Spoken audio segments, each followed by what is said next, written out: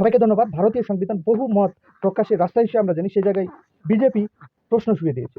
উত্তরপ্রদেশের BJP MLA Kuldeep Singh, তিনারই ভোটারের মেয়ে, তিনার কাছে চাকরির জন্য গিয়েছিলেন, তিনি ধর্ষণ করেছেন এবং হুমকি দিয়েছেন যে কাউকে না বলার জন্য। তিনি যখন তিনার মা বাবাকে বলেছেন, মা বাবা এফআইআর করতে গেছেন, উল্টো তার নামেই মামলা হয়েছে, তাকে গ্রেপ্তার করেছে, এক পর্যায়ে তাকে মারতে মারতে মেরে ফেলে দেওয়া হয়েছে। এবং তিনি তিনার চাচি এবং খালাকে নিয়ে বিভিন্ন জায়গায় যাচ্ছিলেন বিচারের দাবিতে, সেই জায়গায় ট্রাকের ধাক্কা দিয়ে কুলদীপ সিং এর নির্দেশেই তাদেরকে হত্যা করা হয়েছে। এবং মুমূর্ষু মেয়ে, তিনারও অবস্থা অত্যন্ত খারাপ ছিল।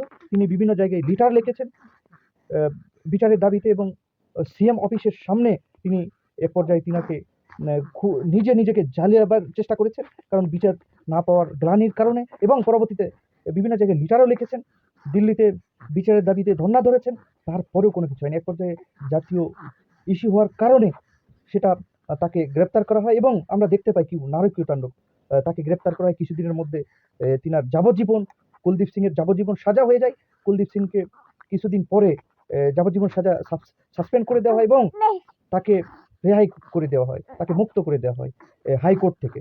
আর এতেই বোঝা যাচ্ছে যে এখন বিজেপি বিচার ব্যবস্থাকে কোথায় নিয়ে গিয়েছেন, বিচার ব্যবস্থার কি দশা এখন। এবং সাধারণ মানুষকে বলবো, যারা দেখছেন, যারা সত্যের পথে থাকে এবং সত্যের আওয়াজ তুলেন, তাদেরকে সমর্থন করুন, তাদেরকে বিভিন্ন বিষয়ে সহযোগিতা করুন। সবাইকে ধন্যবাদ।